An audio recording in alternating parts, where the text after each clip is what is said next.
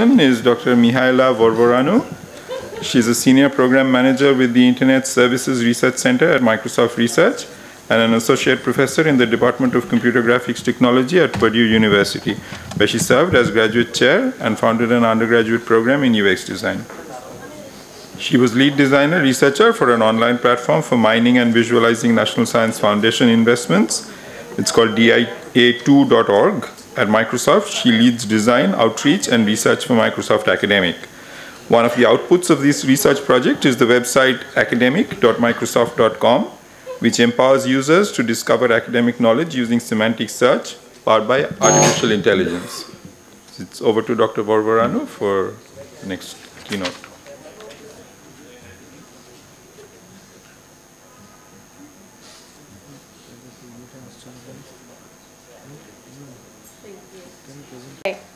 Good morning, everyone. It is a pleasure to be here. And as I always say, love technology, don't trust it. Okay. But hopefully it will cooperate today. So before I get started, I'd like to say just a few more words about me. I'm new at Microsoft Research. I joined it this past summer from Purdue University, where I am on leave of absence, and where I worked in user experience design. As a professor, I am very, very excited to be able to talk to you about the work we're doing with Microsoft Academic and about being able to do this kind of work. I'm excited because I realize that Microsoft Academic will enable me to empower way more students than I could have touched in my lifetime as a professor working with them one-on-one. I would like to mention a little bit about my team. In this presentation, I will refer to the team as we, and that is largely unfair because the work that I will be presenting today has been done by my colleagues before I was able to join them. We are primarily a research team of about 15 people. Roughly 8 to 9 of them are data scientists, and the others are either strategy and management like myself or provide engineering and development support. The goal of the research team is to conduct research on semantic search and artificial intelligence. Microsoft Academic is not our primary product. It is a byproduct of the research that we conduct. But the byproduct has been embraced by so many people, and it has been found so useful that it has taken a life of its own, and we are devoting more and more resources towards maintaining and improving it. Having talked to you, many of you yesterday, I learned that many of you don't know much about Microsoft Academic. And so I am really, really excited to be able to share with you what it is and how it empowers users to discover scholarly publications in ways that are just simply not possible using any other tool out there today. One more word. Because we are a research group, and because the overall mission of Microsoft Research, everything you see here today is open and free, and most of you researchers, if you need any additional compute resources to work with our data, you will be eligible for grants for Azure computing resources from Microsoft Research. So, as I get started, I will be covering 3 points today. So first, I want to explain a little bit about Microsoft Academic, what exactly it is and what the scope is. And then I'll be moving into demonstrating some of its capabilities and then talking about the infrastructure that powers it all. I am displaying here for you the mission for Microsoft Academic. Obviously, we are scholarly search. Our scope is limited to scholarly publications, to research publications only. And our target audience is a rather privileged group of people in higher education, advanced students, master's, PhD students, researchers, professors, as well as researchers inside the industry. I would like to recognize that the population that NDLI is trying to serve, as well as many other national libraries in the countries that we've heard about yesterday, are dealing with much larger, much more diverse populations who are sometimes underprivileged and that the problems that you are dealing with are much harder than the ones that we are dealing with right now. That being said, we would be more than happy to empower your users to get access to the academic knowledge that we have.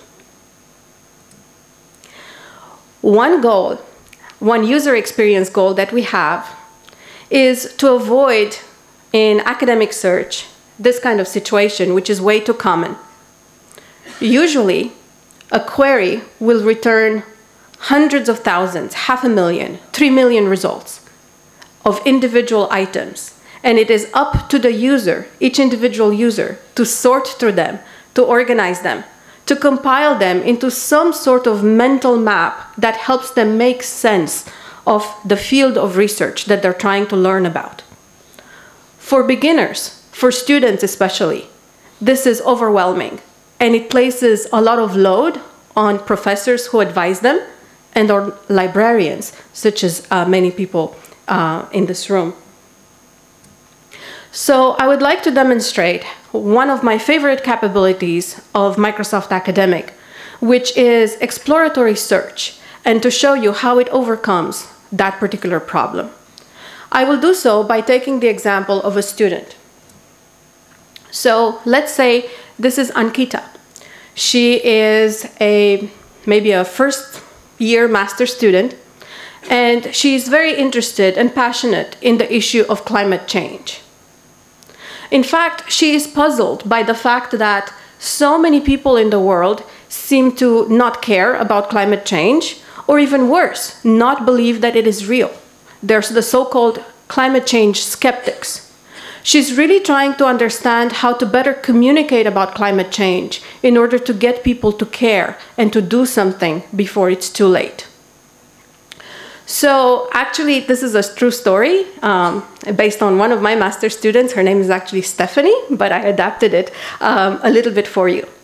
And so Ankita will put into Microsoft Academic, which she can access at academic.microsoft.com, whatever keywords she's aware of: climate change, communication. Now, because Microsoft Academic is semantic search, not keyword-based search, it will immediately show her how it understands and how it interprets her search intent and make some further recommendations for query refinement. So the first recommendation we see there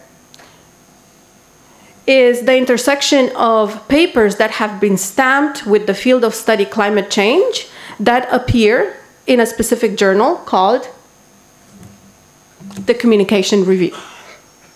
The second suggestion that Microsoft Academic is going to make for her shows the intersection papers that have been stamped with two different fields of study: climate change and ICT. And so on. We could see that the recommendations show what kind of entities Microsoft Academic has understood from Ankita's search intent. This one is papers that have been stamped with climate change that have appeared in the journal Communication Research. And finally, the last one grabs her attention because it really looks familiar.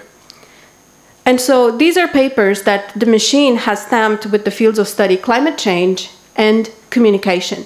So because this looks familiar to a beginning student, she chooses this particular option. And once she clicks on it, she gets a result set, not of 3 million, but of 49 papers. Okay? So you do the same search, climate change, communication, in a keyword-based search. It's going to yield 3 million results that would be absolutely overwhelming to the student, and they would come to my office crying and asking, but where do I start? What do I do? What are the top papers? Who are the top authors in this field? Well, conveniently enough, the papers here are sorted by relevance. So even though Ankita could and should read all the 49 papers, she could do so in 2-3 days, right, as a grad student. She could decide to really just read the top 10, because the top 10 papers in the search results are actually the top 10 seminal papers at the intersection of these two fields of study. Okay? Moreover, she can easily scroll through the paper list and identify whether the full text is available for download. So for each paper, Microsoft Academic provides links to about 5 different URLs. And if any of those URLs has a PDF, we actually indicate that right there in the search engine results page. This is an attempt for us to support open access to information. We recognize that that PDF might be on an author's personal homepage and in a way that it is legal for them to distribute. And so we link to that information in order to enable students like Ankita to get rapid access to the full text that she needs in order to do her work. Should she want to narrow the result set even further, she could do so by narrowing by date to find maybe the most recent, the top 10 papers or the top papers in the past 2 years or 5 years or whatever date range she decides to explore. And on the left-hand side, our filters also serve as rankings. And so even though she could filter by one of these authors, the filters themselves present an educational vector because those are the top authors that have published in this area from the top institutions. These are associated fields of study that she could use to narrow down her search even further. And these are the top journals that publish papers in this particular area. Now, you can easily envision how, even as a researcher, this would be very, very useful for me if I'm trying, for example, to identify a venue for a publication. Okay? If I've written a paper in an area that's maybe not exactly familiar to me, it's a bit interdisciplinary. I've been doing a lot of interdisciplinary work. And for me, sometimes it's been a challenge to figure out the precise outlet where I should send my papers. So this can tell me, okay, these are the top papers about climate change and communication. These are the top journals, right? And so I could decide to send my publication over there. On the right-hand side, we have what we call detail cards. If Ankita decides to click on one of these detail cards, she will get more in-depth information about that specific field of study with an in-depth description, a longer list of papers, and so on and so forth. Okay? And so basically what this shows is that we have reduced what would have been for me as a professor an advising session that would have taken maybe 45 minutes to an hour. What would have been on the student's part work that would have taken maybe a week or two just to identify a relevant list of references can be now reduced to just mere minutes. So let me show you another example, one that maybe you might be able to relate to a little bit more. So let's take the example of a professor. Let's say that this is Dr. Nandita. And Dr. Nandita has just returned from a conference on search and information retrieval, SIG-IR. She remembers there that she has met a person who does work for Microsoft Research and who presented an interesting paper about machine learning, but she just cannot remember the person's name. So let's see if Microsoft Academic can help her identify this person and connect with them. So she puts in Microsoft Academic whatever information she's able to remember. So she remembers the institution, Microsoft, which Microsoft Academic immediately recognizes as in, oh, you want papers from authors affiliated with Microsoft who have published at this conference, SIG-IR, on this topic of machine learning. Okay? And so the result set is really going to be just papers from Microsoft authors presented at this particular conference on this particular topic. Again, this is something that Semantic Search enables you to do, that if you put these as keywords in keyword-based search, it would pretty much be meaningless, and the result set that it would return would pretty much be half of the internet. Okay?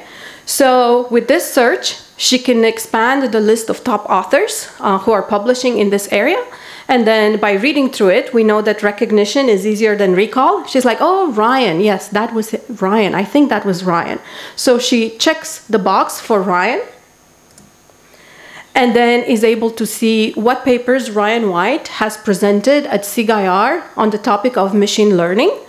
she's able to scroll through the papers and recognize, oh yeah, this must be the person, okay? This is the right person that I was thinking of, and then can proceed to pursue her goals of contacting him or whatever her goals were.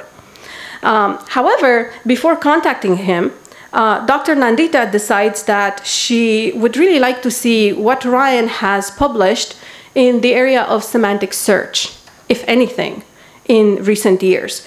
This can help her have a much more informed conversation with Ryan. And so she puts in a search with his name, Ryan White, the topic, semantic search, and since 2012, which is going to give her his recent papers in the past 5 years or so. This yields a very narrow result set that is very precisely targeted at Ryan's papers that are only about semantic search in the past 5 years. Now, there's something really, really cool and interesting that I would like to show you here. Something that semantic search makes possible. If you take a look at the title and the abstract of this paper, the words semantic search do not appear anywhere. The word search appears multiple times, but there's no semantic in there. So if you had conducted this search using keyword-based queries, you would have never seen this paper. But because our artificial intelligence agent reads papers and understands the concepts in them, is able to stamp papers accurately with the appropriate fields of study, even though those keywords might not actually appear in the papers. Okay? So this is a very powerful tool for discovering knowledge. Oftentimes when we write a paper, we might forget to put in the right keywords, or we might not put the basic description of the field. Oh, this is a paper about computer science, right? We just don't put it in the paper anywhere. However, Microsoft Academic is able to pick that up and is able to show you papers that are relevant even though they do not include the keywords.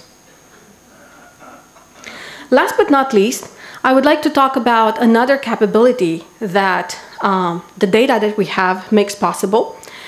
This is not public yet. This is a prototype that we are working on. But because of the nature of the data that we have, we are able to present analytics. And so we're working on a prototype that is going to enable people to look at research productivity and the impact of their research. So I'm going to show you here just a screenshot. This is all data from Microsoft Research. And it shows me that in the past 5 years, people from Microsoft Research have published this many papers in these particular research topics. And this is the distribution of papers per year. And on the bottom right, I can see who are my top authors, okay? I can switch the ranking of authors either by citation count or by rank. Rank, or saliency, is a measure of research impact that has been created by my colleagues in my team. And you'll be able to read about it soon in a paper that is set to appear in the journal Nature. And then on my bottom left side, I can see the top venues where authors from Microsoft Research are publishing. So I can see that CHI is a very popular conference for people at Microsoft Research, followed by a number of conferences on mostly machine learning. And then I think CSCW, is a computer-supported cooperative work, is somewhere in there as well. Okay. So I've described to you what Microsoft Academic is, and I've shown you just a few of what I think are its amazing capabilities that empower people to discover knowledge in ways that are just not possible otherwise. So I would like to move on to the third point and try to explain to you just a little bit about how we make that possible. And in terms of how we make that possible, we have two main aspects. One of them, and the primary one, is the academic knowledge graph. That's the infrastructure, the data that sits behind all this, and that, once again, is open and free to you all. The other part that you've seen in action earlier is our dialogue engine.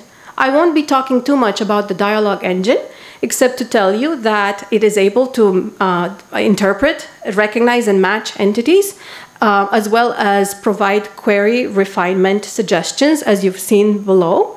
And the dialogue engine itself is something that you could take and use on your own data, provided that your data is capable of supporting that kind of interaction. As I get into the details of the knowledge graph, I feel compelled to explain to you that my PhD is not in computer science. It's actually in liberal arts. And I know that you will be having probably a lot of questions that I'll do my best to answer, but I'll probably have to rely on my coworkers back home for more detailed answers. And I will also point you to some publications where you could read more about this. So let's look at our academic graph. The core central entity in our academic graph is the publication. Okay? Now, each publication has one or more authors. The fact that we know the link between the publication and author, and we know the link between author and author, enables us to have knowledge about collaboration networks. And we can use those collaboration networks not only in data visualizations to show how a discipline is growing and how people are collaborating in a field of study, but we can also use that information for author disambiguation, which, as you've heard before, is a very difficult problem that I think we're making very good progress on.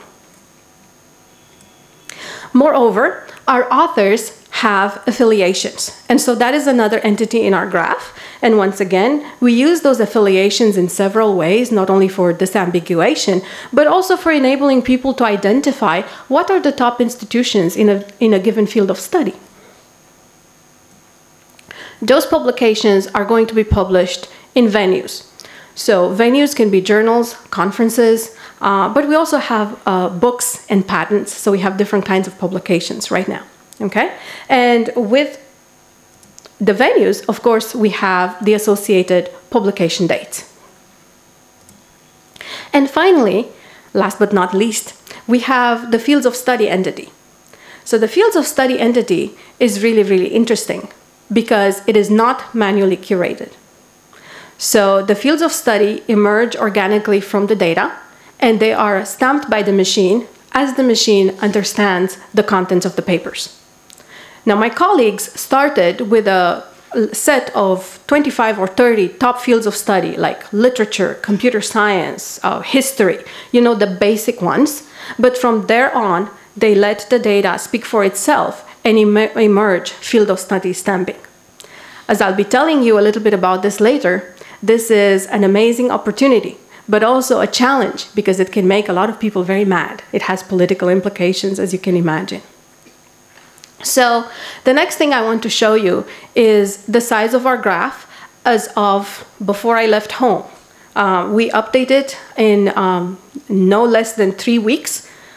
So the numbers change very, very often, but this is the information that I was able to put in before I left. At this point in time, we have 171 million publications.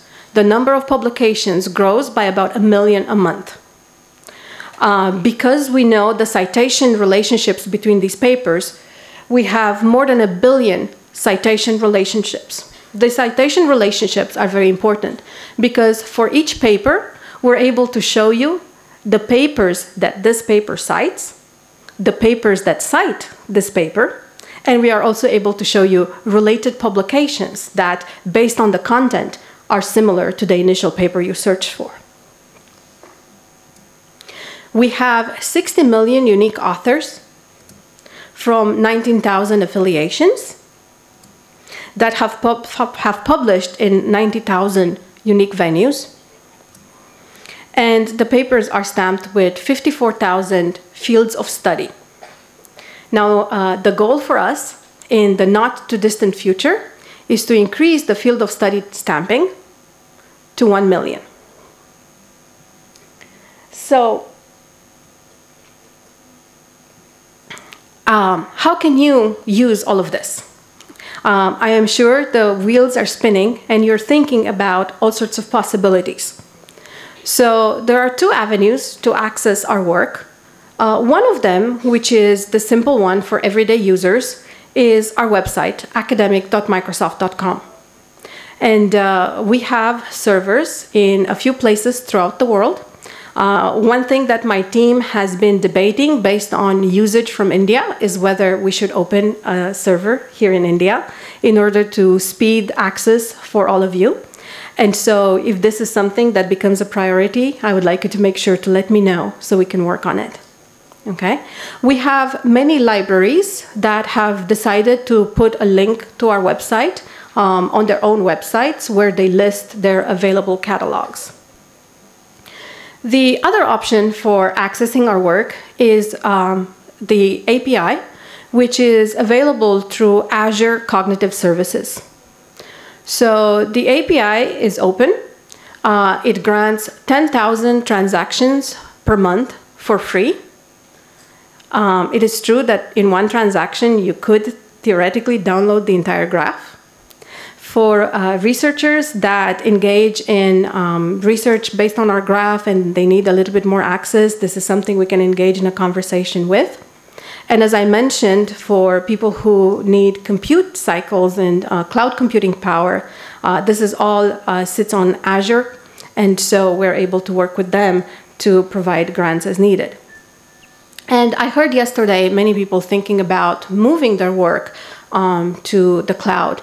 And I'm looking at you, James, okay? So I would hope that, especially if you're interested in building artificial intelligence capabilities, that you can consider Azure.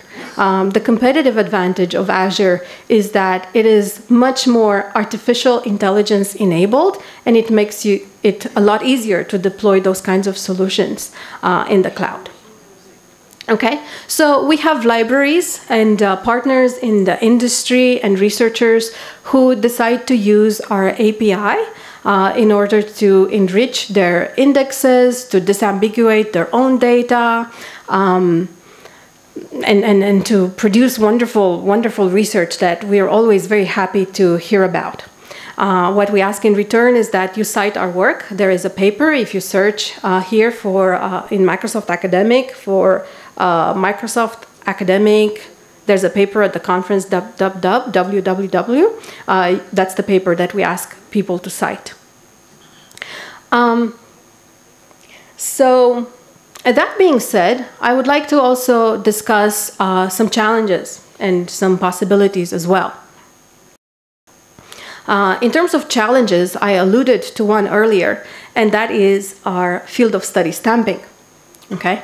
So our field of study stamping gets quite interesting because the machine literally has a mind of its own. Okay? And so my home field of communication, it stamps it as a subfield of psychology. Now, I know many people who would be really upset about that. Okay? And so there are political implications when the machine, which actually, if you look at the papers, makes sense, right? But stamps fields of study in a way that disagrees with human perception. And we know that in academia, we are quite possessive about our turf, right? And so that can have political implications. So what we're hoping to do is be a little bit more relaxed about the hierarchy, about what's the parent and what's the child field of study, as well as change the labels from field of study, which has very important political, financial, and disciplinary implications, to simply research topics. But the possibilities that field of study stamping affords are immense as well. So as an academic, I would read papers in a few of my favorite journals and conferences, and I would probably never look at a conference like SIG-IR. Okay? But when I search for papers stamped with my field of study, I can find papers in outlets that maybe I would have never looked at before. And so that is a way that, again, we're empowering users to discover knowledge in ways that were not possible before. Another challenge that I like to think about is the one that I presented earlier on with the influx of many items. I think that as search, we probably need to think about a paradigm shift. The predominant paradigm in search is that when the user searches for something, we present a list, a long list of individual items. And it is up to the user to make sense of those items and assemble them into some sort of mental model or mental map. So my next challenge for all of us who do library work, who do search, is how can we enable synthesis of results? How can we enable students like Ankita, who might not have immediate access to a university professor or to a librarian, to make sense of the long list of results on their own, to maybe be presented with a synthesis, with maybe a picture of what the field of study might look like. And what if, right now a search, we're very good at finding answers to questions as long as the answers reside in one document. What if we were able to provide answers to questions where the answers represent a synthesis of knowledge from a corpus of documents or even a data corpus? What if I would be able to ask Cortana, hey, listen, Cortana, I'm a medical doctor and I have this patient. The patient has this gene mutation and this particular disease. What are my treatment options? What if Cortana, or an equivalent intelligent agent, would be able to quickly distill and synthesize an answer based on several research papers, not just one, and help guide the medical doctor as to existing knowledge out there? And so, to me, that's the interesting challenge and possibility that I see in the near future for search. So with that, one more thing that I would like to add about our data. We heard earlier that there's no such thing as clean data. There's only less noisy and less noisy data. One thing that the users of our academic graph tell us is our data is rather clean.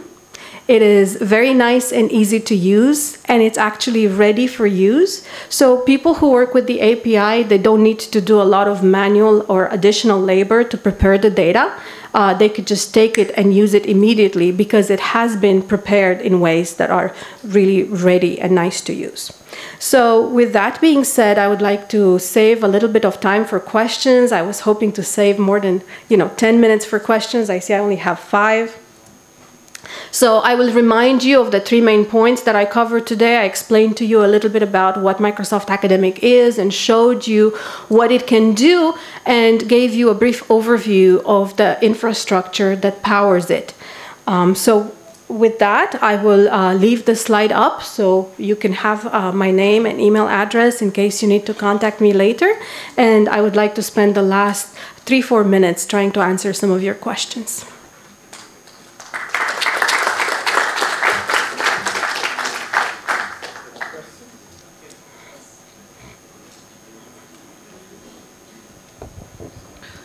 So thank you for excellent presentation.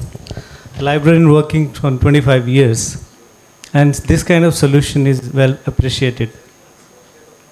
Thank you. I have 2 questions. First, you mentioned you have 171 million items in that. So what is the just some details about those covered in that, and what is the criteria of selecting those items in your current Yeah.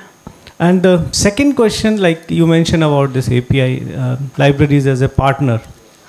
So what is the criteria, how a university library can become partner in that? Okay, sure. So first of all, what are the selection criteria for papers and what is our coverage? That was the first question.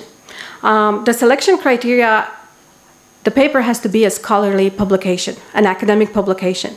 It cannot be an industry report or even a popular book. We have books that are scholarly books, but not popular books. So Harry Potter will not be in there, but a scholarly book that is a literary criticism of Harry Potter will be in there. In terms of coverage, I would be happy to direct you to some recent studies that library colleagues from Switzerland have published just a few weeks ago that are trying to assess the coverage of Microsoft Academic. We are doing very well, and this is how. We use the Bing index, the Bing crawlers, to get information about academic papers.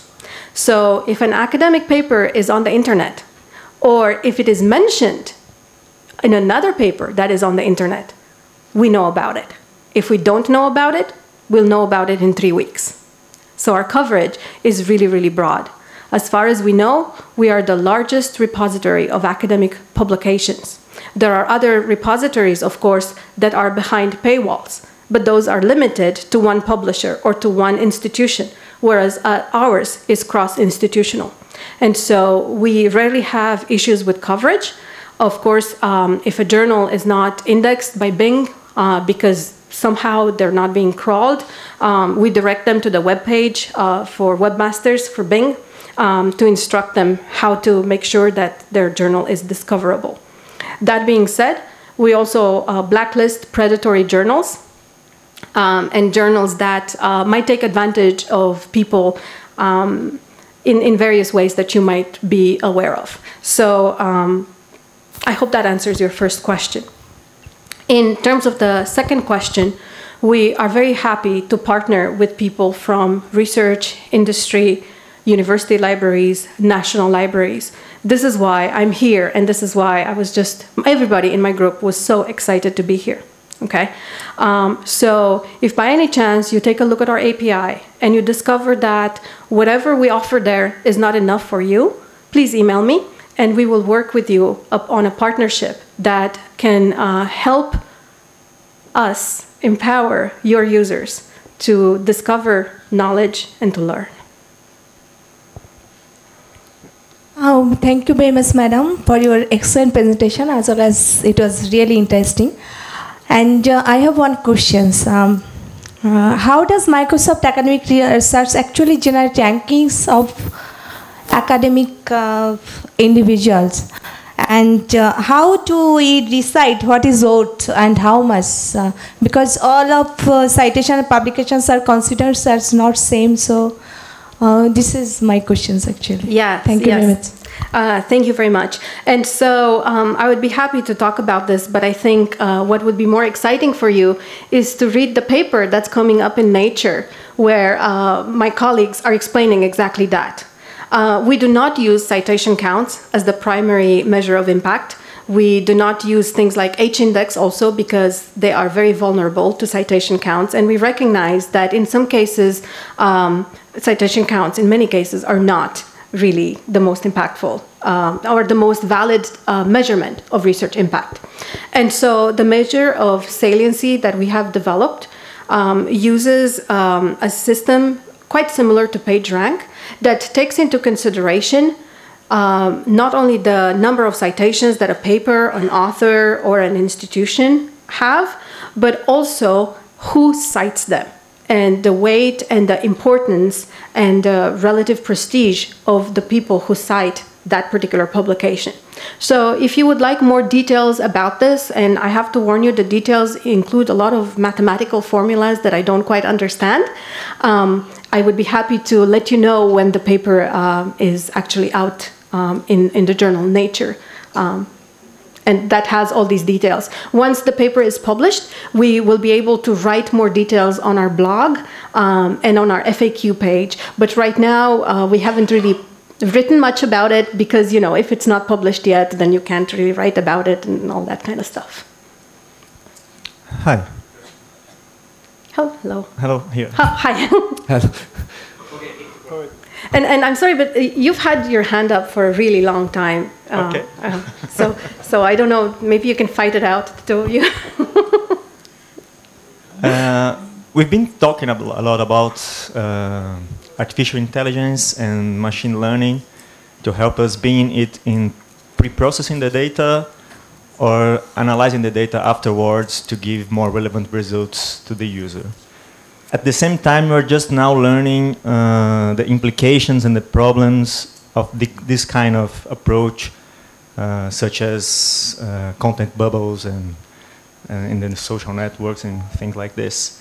So we tend to think this is an objective approach that will improve the results, but we also have the risks of creating now knowledge bubbles. So I'd like to know if you're thinking about this and what precautions, if any, you're taking, and such as having many algorithms to choose from, not just one. Or Yeah. So we have a lot of interesting conversations in our group because we're very aware and in some ways scared of the work we produce. So we're very, very thoughtful, reflective people. The goal of our research group is to teach the machine to read papers and understand them and disambiguate authors the way a human would. Okay? That's one reason why, for example, we don't use ORCID. We don't use ORCID because that would make it relatively easy for the machine. It would be cheating, you know? So we don't want to give it any help. We just want it to read like a human would, okay? So that being said, we are very fortunate to be in an environment where just down the hallway from us are researchers who work in the area of biases in algorithms. And we are very fortunate to work at a company that really seems to care about ethics and about people. And so Microsoft has voluntarily led the establishment of an ethics committee on AI and takes a very careful and reflective approach to AI that recognizes that we should always be able to use AI to empower people, but be careful to not let it use us too much. So in terms of the specific algorithmic approaches, I'm afraid I can't give you any detailed answers, and I'd be happy to connect you to my data scientists and see if they can talk about it.